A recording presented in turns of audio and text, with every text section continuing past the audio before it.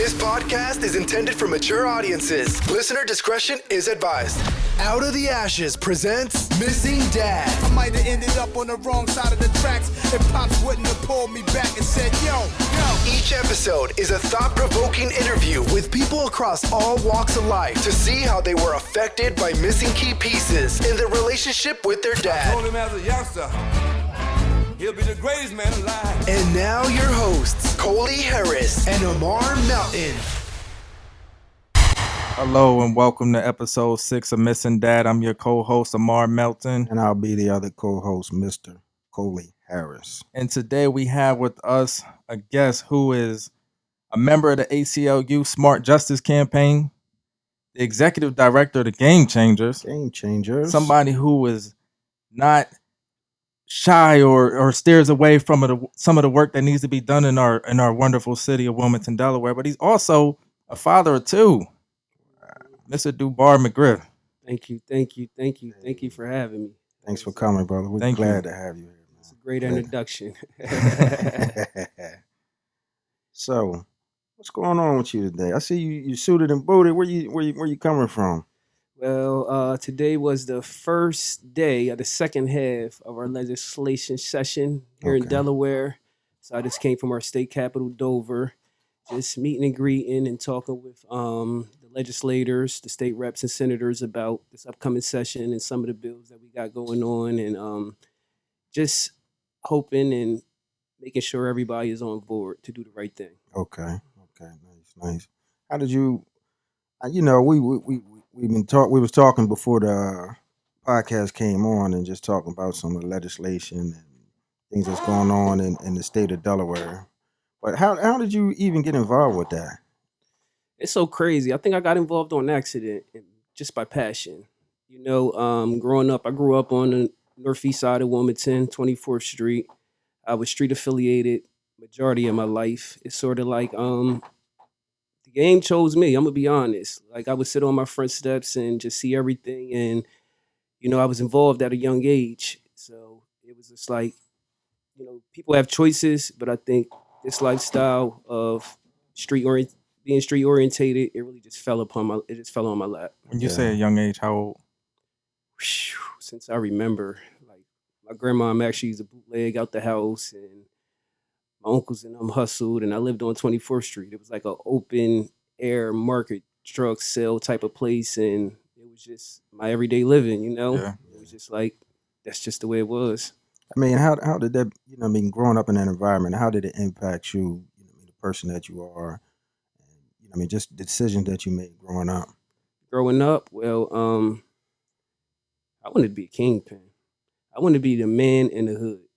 Like I love my community so much. That's all I really wanted. I wanted to be somebody that my community could be proud of. And at the time, I thought that was, having the most money and selling drugs and having that good street rep and all that stuff. So I think I did a lot of the things for the love of the community, the love of the hood. Yeah. Okay. You mentioned your grandma. I'm assuming you stayed with her growing up. Well, I was sort of bounced around.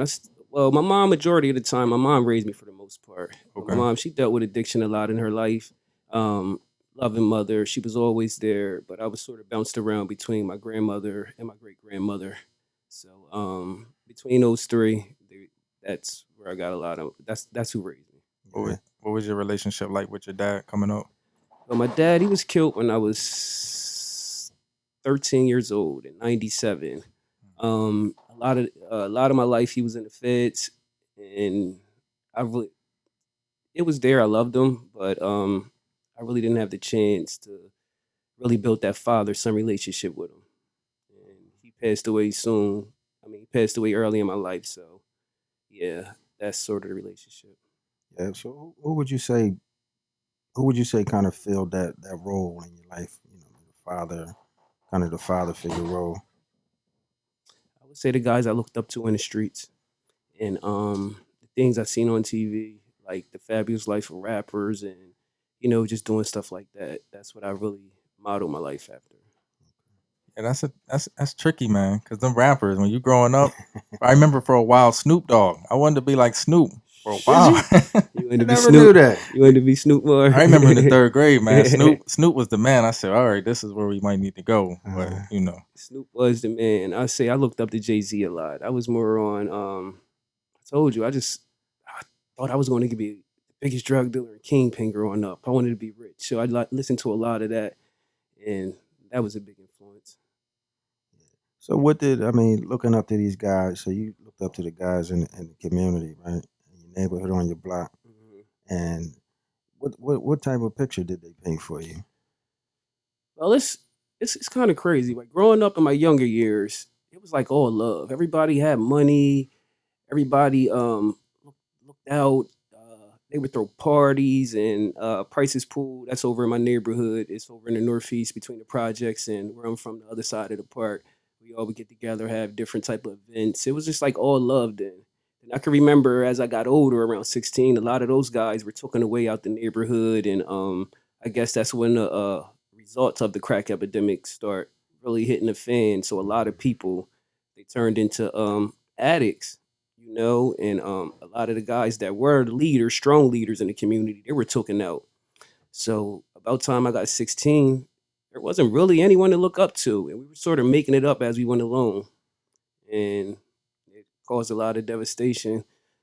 So around the time when I turned 16, we were into robbing people because, like I said, a lot of around that time, a lot of the guys that were making the money and doing positive things and community orientated, they were taken out or they were killed or they were just caught up in the crack epidemic. So we sort of just were like bandits around the Yeah. time. Yeah, it's funny. I asked you that because I remember hearing an interview, and it resonated with me when I heard it. It was, I believe, it was Mahershala Ali, and he was on a interview on NPR talking about his character in Moonlight. I can't remember the character's name. Um, but anyway, Mahershala Ali, he talked about growing up and being split between living in the East Coast and the West Coast, and he talked about the drug dealers in the neighborhood, and the hustlers in the neighborhood, and he told a story that I really resonated with about how these guys oftentimes were, protective factors for lack of a better word, and Yes. didn't encourage people to get involved in that lifestyle. We looked up to them. I'm a few years older than you, so but I looked up to the hustlers in the neighborhood as well. But these guys really would, oftentimes try to discourage people from getting involved in the streets and things of that nature, and would just look out, as opposed to trying to exploit you, So I was just wondering about that. Good old days. so you said your dad was in the feds, right? Yeah, yeah. For your younger years, what hurdles did you face not having him in your life, or and was it obvious to you right away, like, oh, my dad's not here, and I can contribute X, Y, and Z to him not being here? Like, did it make your life more difficult? I didn't think about it like that because when I grew up, a lot of people didn't have fathers, Okay. so it was normal. To be honest, it was like strange to have a father in the house. You would look at the person with the two-parent household and be like, wow, they got it sweet in there. Not knowing, what was going on inside the household. But if you had a two-parent household in my community growing up, you were like the Huxtables. Like, it was non-existent almost. Yeah. It's I hear you say that, but then I look at you, and coming from not like I've been around you, and I've seen the way that you, particularly your younger daughter, I've seen how you parented her, and I can remember times we was at the program, and you have your daughter with you and doing her homework. You were working and going to school, right? And you have your daughter over there doing her homework, and playing and interacting with the other kids, but you really took care of her, and at different times, I know you were a single father. Where did you get that fatherhood? Where did you pick that stuff up at? How did you know how to be a good father? Because you look like a damn good father to me. Thank you. I You know what I mean? appreciate it. I Yeah, definitely man. appreciate that, Coley, coming from you. That means a lot. I'm gonna be honest. My love for the little girl. I was there when she was born. My oldest daughter, when she was born, I was incarcerated. And me and her mom was young, and it wasn't really a lot of love. Well, I loved her. She loved me. We were young. We really didn't know what was going on. So the bond wasn't there, but it's there now. You know, I missed a lot of Right. her first couple years. So my youngest daughter came along. Me and her mom was there. I was there throughout the whole pregnancy. I was there when she was born, and when she was born, you know, I held her up in the air like on Roots, said said Shahada. You know, I said Yeah. the Shahada to her, and I immediately fell in love with her. You Wow. know, so it was there. It was there.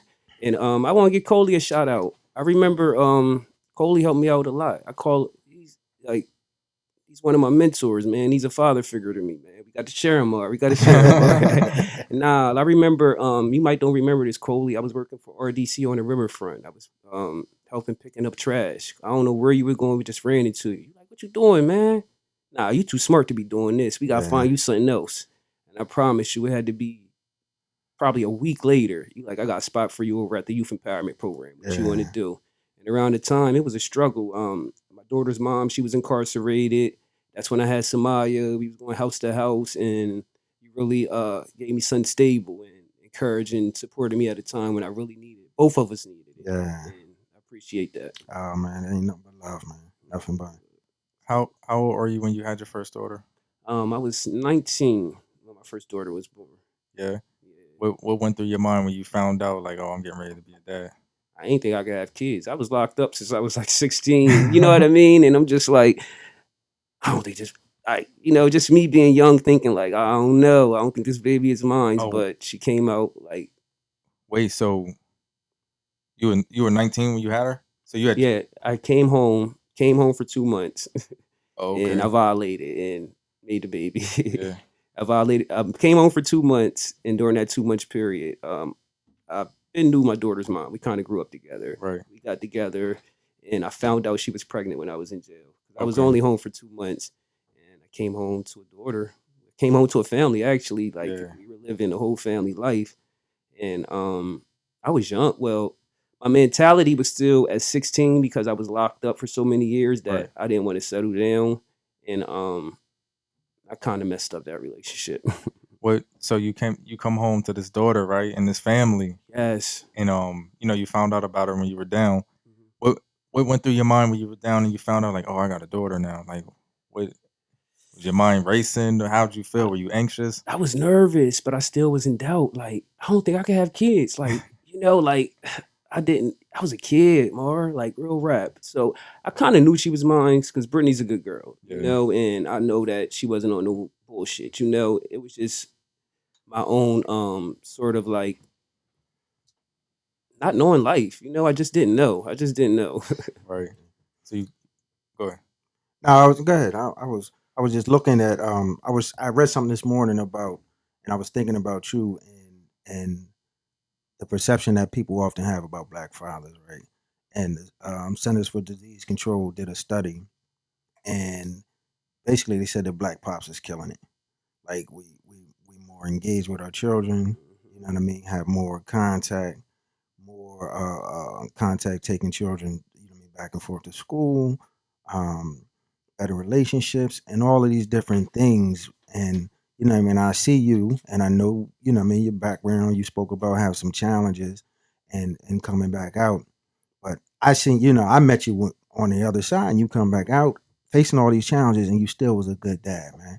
Like, what is it, man, that what is that thing, man, that makes you, you know what I mean, and other young brothers like yourself, like, buckle down and be good dads? Because you see it all the time. They talk about, we hear the stereotypes about the absent black fathers. And yeah, there are some black fathers missing, but there's a whole lot of I see young black men, and whether they struggling or not, man, they out here, trying to do the best to take care of their children, man. Where did you know what I mean, where does that come from? I would say I would always think back to myself. I always use myself. I would think back at like thinking like Thorn. I would remember sometimes when at school when you'll have a show or something and people's parents would come. My parents wouldn't come. They had my mom had a lot of stuff going on. She was Mhm. sort of, she had her addiction going on. And I would also look at like all types of things like Thorn. I gotta be for this little girl. Nobody else is gonna do it like I'm gonna do it. So I really felt like I really honestly felt that she was my responsibility. It was up to me to make sure she lives good and she turns out good. Wow. Both of them. What's the age difference between your oldest and your youngest? 3 years. 3 years. So over that time, how did you evolve as a father? Whoa, I evolved so much as a father. Like I promise you, I remember just partying and being in the streets and all that stuff. I would buy my daughters all types of extravagant things, gold and earrings, and get their hair done and things like that. But when it was weekend time to get them, I would take them to my sister's house. And my oldest daughter, mom, she's very she's very protective. So she's like, "Don't drop my daughter off here. Don't do this. Don't do that." And one of my friends owns a hair shop. She would always tell me, "Don't drop my daughter off to the hair shop to get her hair done." I'm just thinking like, "Oh, she thinking I'm messing with one of the girls or whatever." But it was like she knew things that I didn't know. She was raised in a 2-parent household, and she sort of had it figured out. And I was Yeah. immature and didn't know, like, exposing kids to different situations and things like that, what that can do. Yeah. And so I sort of took her lead of the things that she did with my first daughter and sort of implemented it with my youngest daughter, because she didn't have that. I guess I was that for her. Yeah. Yeah. Did I answer your question? It's like I was talked about something totally different. No, that answered. So tell me more. Like, what things did you implement more with like your younger daughter that you learned from the experience of having your oldest daughter? Time, Spending time. showing her love, telling her she's beautiful, just Right. really getting into her, stepping into her world, Right. and bringing her into mine. Being transparent, letting her know that I didn't have a father. I had a mom, and just being transparent with her and making her be grateful. Be grateful that she has 2 good parents, both of them, 2 good parents, and that really cares. Yeah. I was listening to you talk about how you were trying to be a good father, but were doing, doing things that, dropping your kids off and things of that nature, and what you thought was the best thing. And I can remember when I was young, I was 18 when Mara was born, and I can remember I used to have him in a stroller, and like I wouldn't be out there, doing my thing, but I would have him down there with me. We sitting in the park, he a baby in a stroller. I'm sitting down there drinking and things of that nature, because in my mind I'm thinking that we spending time together, and that's okay. But at the same time, not realizing, the stuff that I'm exposing them to, and we had quality Yeah. time together. We did have some quality time together, but I can also remember being young and want to get out. Back then the Thunder Guards was jumping. Oh yeah. So I'm taking him and putting him in the bed with my Thunderguards. putting him in the bed with my mom and my dad, and I'm going to run down the street to the Thunder Guards, and I'm coming back in, and I'm saucy, and I get up in the morning and feed him, and we do a thing like that. It's just I'm just thinking about evolution. Looking back on it, it's like, how did I not know that wasn't the right way to go with it? And you think it's normal, you know what I mean? Yeah. And in my situation, I was dropped off as a child a lot, so I'm just like, okay, you're a grandmom now, and this is what you're supposed to do, Yeah. But so that was sort of my thing too. Like, well, you dropped us off at my mom's house. It's time, we going, one of those type of things. So with the father-daughter relationship, right? So you said transparency is key. How old are your daughters now? I have a 12-year-old, and one's about to be 15 in like next week. Okay. Go ahead. Yeah, So- one's about to be 15 like next week. So, what did you say, Mar? No, I was getting the ages because I wanted to ask you this. So you said transparency is key. Now you got a preteen and you got a teenager. How are you evolving as a father now? Where now they're not little girls no more. They going through different challenges and different stage of life, and you got to be there for them. What does that look like for you now? Yes, periods, and they got breasts and all types of stuff going on. I'll just be all the way transparent. I'll have some real conversations with my daughters. It may seem crazy. I just let them know that, listen, I was a young man once, and I talk about sex with them. You know what I mean? I'm the reason why I do that, because I did this event with at Sandra's Pitts event and Sharice's event called Girls Can Do Anything. Mhm. So I was a guest speaker there, and it was all girls my daughter's age and things like that. So it was like an open forum. They could ask me anything I want. All their questions was about boys and sex. Wow. And I'm like, I was literally shocked. Like, Yeah. whoa, like this is the stuff my daughters are thinking about. And one Right. little girl was like, I try not to think about boys, but it just can't, I just can't help it. And Sharice was like, well, it's natural. So she put it in context for the little girls, which put it in context for me. And I'm just like, whoa, I need to talk to my daughters about everything. You hear me? So we had those talks, and my oldest daughter, she's at that age where she's interested in boys, and they're talking on the phone and things like that. So I just let her know that, listen, a young man will be happy to have sex. It don't matter if he loves you, if he cherished the ground you walk in, or whatever. He's going to tell his friends what he did. It's just the way it is, just having those type of conversations Right. of them, really cherishing themselves and knowing that people may not have malicious intents, but people are proud of things they do. You know what I mean? The first time a guy loses virginity, he's going to tell a lot of people, and that's just the way it goes. It's nothing against you. Yeah. It's nothing against anyone. It's just how it goes. So choose wisely, and just like, I try to get them the things that they need, just so they can know, like, you don't have to go outside of dad to get anything. Yeah. It's all right here. And just letting them know I'm open for conversation. Yeah. And not, even if they do say some crazy stuff, I let it try to flow off my back. Take a breath in, and I listen. And I give them the best advice I can. And the love. Yes. Just, giving them love, showing them real love. That means everything. That means everything. I want to give a shout out to Sharice Lockett with RAM, and also with Chandra Pitts with One Village Alliance, two sisters in Wilmington, Delaware, doing their thing, particularly with young ladies. Y'all open my eyes about parenting a lot with that one. So let me hit you with this one. So you work with the ACLU on the Smart Justice Campaign. You do you have the Game Changers. You do a lot of things. You've been with PAR. Do PAR, Participatory Action Research. You all over the place. You're a man of the people. How do you think, or what impact do you think society is having on fatherhood in general, on fathers and fatherhood in general, and then on Black fathers?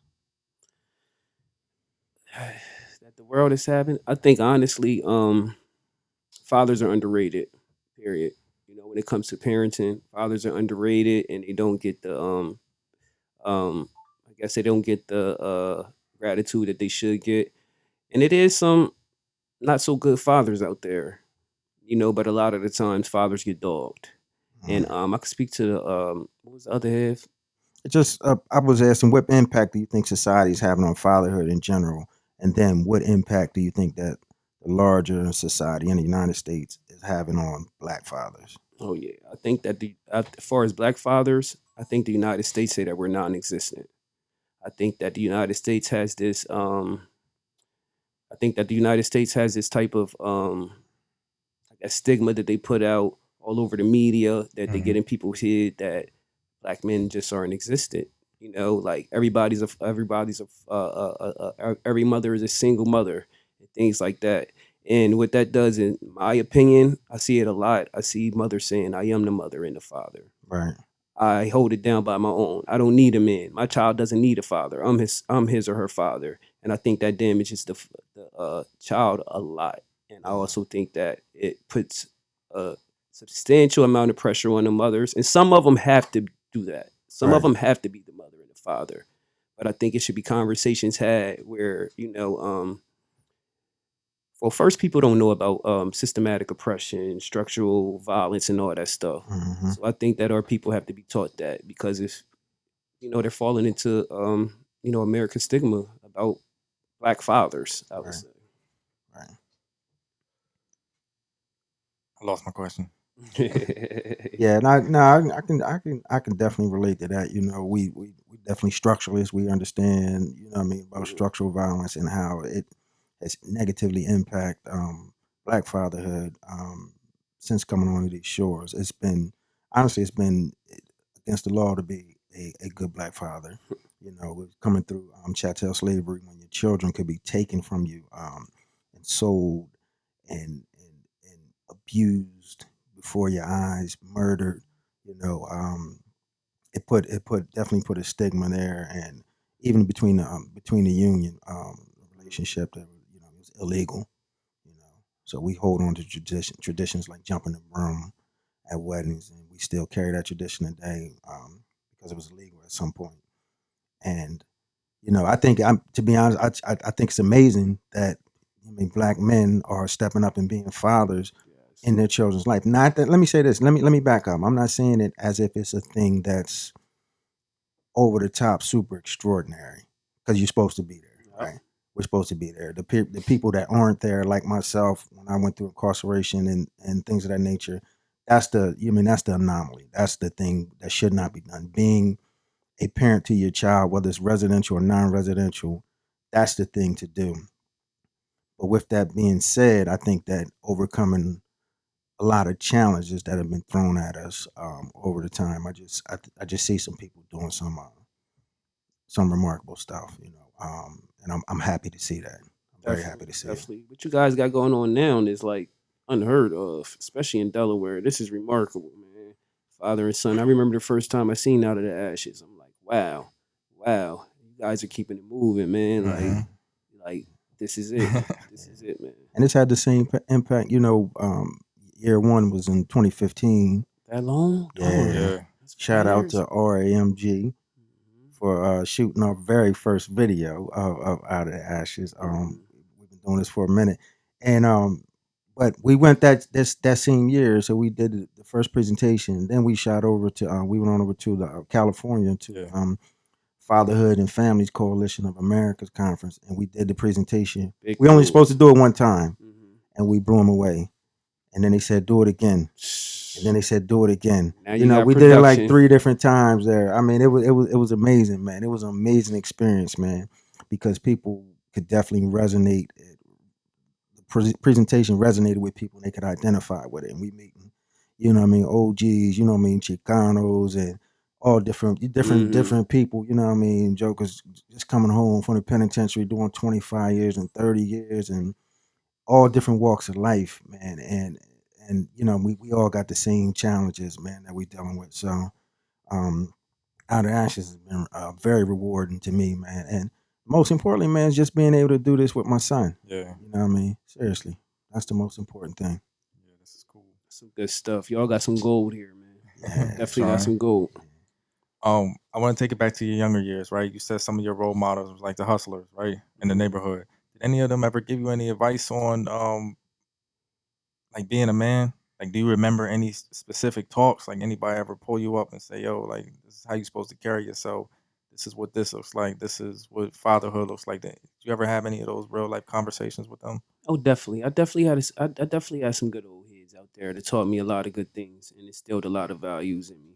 So I say the streets wasn't always bad to me. I learned a lot of the stuff that I carry with me now, as far as values and morals. I learned them from the streets. I'm gonna be honest. I learned just how to be a straight stand-up guy. Be transparent. Stand on your word. Don't do any backbiting. Those are all the things I learned from the streets. Yeah. And it transfers over to all of this. I didn't learn all bad things from the streets. Right. I also got some good attributes. Transferable skills. Yes, sir. Principles.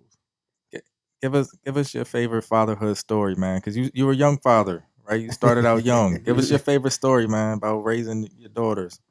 It's a couple of them. One time, I don't do any cooking and stuff, right? So my oldest daughter, she cooks. So all right, I was trying to make some chicken salad or something. So I'm making the chicken. I'm doing all this stuff. So I'm just doing all that, and I put the eggs in the microwave, So around the time we was staying on 27th, there's a lot of shooting going on. I heard pop, pop. Went grab the kids, put them on the ground. I'm doing all this. My daughter was like, "Dad, they not shooting. It's eggs. I told you don't put them in there anyway." I'm like, "Oh man, I felt so crazy." Yeah. Wow. But it's a couple of them. We been in New York and just seen the Big Apple and just so many things they just exposed them to that I wasn't exposed to as a child by my father. It's just like, just Yo, ain't that dope though, man? yeah, it's definitely dope, man. Ain't that dope? Just doing stuff with your kids, man. Just thinking about it making me smile. You hear me? Yeah. Like for real. I had Yeah. them this weekend too, and Yeah. I just bought the crib and Congratulations, congratulations, man. thank you. It's theirs already. So they like, this is, you know what I Yeah. mean? So they just like super, super excited. And we had a talk where like they remember when I was in the streets, I was hustling and things Yeah. like that. They remember when I went to school and graduated. So, being young and having kids is not always a bad thing because they seen my growth and they like it can happen. Yeah. So now, I have a couple businesses and things. So I'm teaching them about the businesses. I'm teaching them that, your father's at a different point in life now, and we need to learn these things because something can happen to me today or tomorrow. We own property, we got businesses, Yeah. and we need to learn how to keep these. That's right. You setting a hell of an example, man. I'm thinking, you know what I mean, when you talk about the property, I'm thinking about, that's how, you transfer that wealth. Majority of the wealth in the United States is passed on through real estate, right? And you buying that crib and being able to pass that on to your daughters, you know what I mean? Hopefully you be able to have more, you know what I mean, in businesses and things of that nature, man. That's amazing, man. That's beautiful, man. And Thank you. you're definitely doing the right thing and teaching them how to manage that, letting them know, and you know what I mean, and I'm glad they feel that ownership. You know what I mean? That is theirs. You know what I mean? Because I know that you're doing it for your babies, man, for yourself while you're here and your babies after you're gone, man. Yeah. What's some of the stuff y'all do to bond? I know you said, with the cooking and y'all just went to New York. What's some of the other stuff y'all do to bond? We talk a lot. My daughter's on FaceTime bed. We just hang out. We watch movies. We freestyle together. They like rapping. They creating songs. They constantly on their YouTube pages. And Oh yeah. just making all types of slime and crazy stuff that those kids make. So we just in the house type of people and just make it happen. Just They doing like, stuff, yeah, right? just doing Yeah. stuff. They on YouTube bid, so we probably got 1 million on YouTube videos out there, daddy daughter stuff and all this. So my daughter said to me the other day, she told you her birthday's coming up. She want to do a photo shoot with me, her sister, and myself. So they want to do some type of like king and princess stuff, and I'm gonna let them just do the whole thing. Yeah. So we gonna rock out like that. Nice. Dope. Yeah. So it's just the time, man. Yeah. Yeah. Nice. So you got in. What's your parting words that you might have to the people out here listening to this podcast, missing dad? What would you have? What would you want to leave them with? Talking about fatherhood. Talking about fatherhood. Okay, I have a couple things. It's tied into the work I do.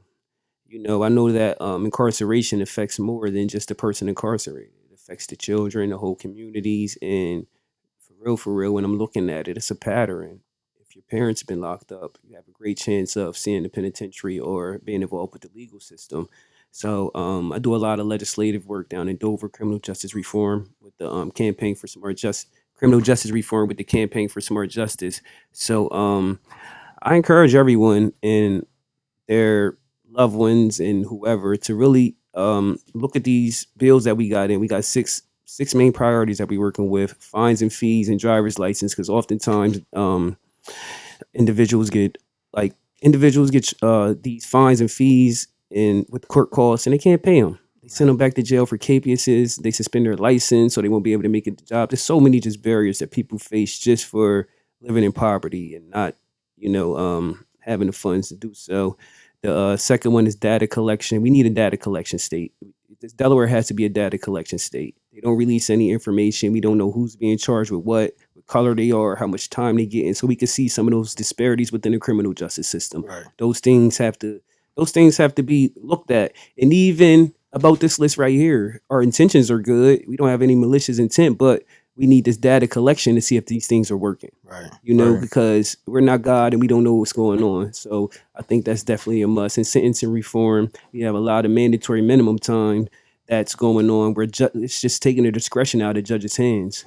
So a person can get caught their first time college student, and they might have did a break, stole a car or something, or Hmm. did a robbery, and the judge has to sentence them to 2 years. This child has never been in trouble in their life. Maybe you never know what their situation is. Right. So this would bring more discretion into the judge's hands. They can handle it more on a case by case basis.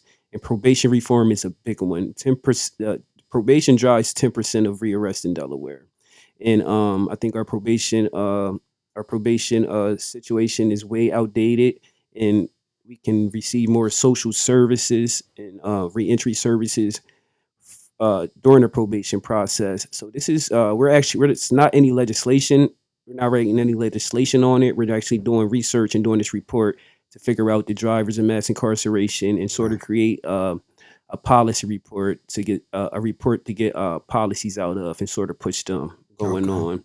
And the fifth one is treating children like children. I was a child that was charged as an adult, so I know the circumstances of doing time, being a juvenile in an adult facility, and I know how. I told you, I came home. I wanted to be a kingpin. I was around all the biggest drug dealers in Delaware, and I came home and I wasn't a kingpin, but I was involved. I was definitely involved. So treating kids like kids, if you're at a certain age, you're very impressionable, and you're doing kids a dissatisfaction by putting them with older people that may corrupt or contaminate their minds. And the last one is pretrial reform, because we have people sitting in jail for low amounts of bail just because they can't pay them. So yeah, those some of our that's our six priorities for there. So I encourage everyone to really, if you really want to get involved, we have to stop mass incarceration. They're Right. locking us up at an alarming rate. They're breaking up homes. We are not properly represented in our communities on the legal aspect. We don't have many black lawyers or judges here in Delaware. We don't have big business in Delaware as far as banks and things like that that's ran and owned and operated by African Americans. We have broken families within our communities. We don't have proper political representation, real representation of real people from these Real communities. representation. So I encourage everybody and their mom, their dad to look into these policies, look into criminal justice reform, get involved get involved with these elections that are coming up, because they matter. They affect you. And if we elect the right people in, they pass the right laws, we can get some of this stuff passed. So I would say, call your legislators, call your state senator, call your state representatives, and tell them vote yes on these priorities. Show up the legislative hall on our lobby days when these things are in committee. Come testify.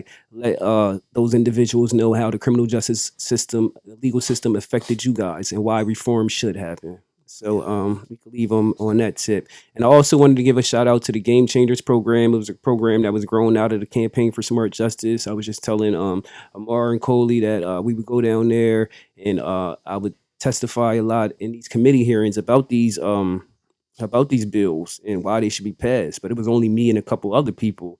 It was like the same three people going down there. So I'm looking like, okay, we got good black and white people that's saying yes, criminal justice reform, make that happen. We also got good white and black and all types of people saying lock them up, throw away the key. We don't even want to hear it. Right. But what I didn't see is people like us, black men from those that has been impacted by the legal system, and women and white men and white women that have been impacted by these issues, talking and just telling their narrative, not letting anyone else control the narrative. And I was just down there today, and from many legislators, I heard that it worked. Right. That this stuff works. So Game Changers is born out of that. They were local influencers here in Wilmington, people that were already doing the work and in their community that had a big following, and they were just like all in. They were Nice. all in. So when legislative session was over, they're like, okay, what do we do now? We're just going to see our way to the next one. So we took the things to our own hand. We LLC the Game Changers advocacy program, and sort of went all in. We gave out a survey to the people in the community, and the biggest thing that we seen was youth engagement. So now we have a program called Disconnect to Reconnect. We have 17 youth that are involved with the program. So we're Nice. so they're all centered in the city of Wilmington. So we're basically working with social and emotional learning, trying to address some of the trauma that these teens face using restorative practices and things like that, and just building relationships, trying to make them the best human beings they can be, and also exposing them to that entrepreneur side, professional side, and social activism side, so they can pick whatever they want to Nice. prototype businesses or ideas that they want to do and put them into full action, because they know, just like we know, the issues that are in our community, and these ideas become better for them because we're older and they're going to be living this. They're going to be living in Delaware Right. while all these things happen. So the goal is to empower them to be the best humans they can be, the best successful humans they can be, and they also get paid for it. Solid. Yeah, man, we want to thank you, Dubard, man, Doobie, for coming in here. First of all, for doing the work that you do, for helping fathers get back in their children's lives and helping people to stay with their children and helping to raise up strong children in the community. Man, we appreciate you for that, man. We love you. We're blessed and fortunate to have you here, man. And I'm just happy. I'm over here smiling. I'm overjoyed, man. I'm glad to see you here, man. So this is Coley Harris. And Amar Melton. Thank you for listening to Missing Dad.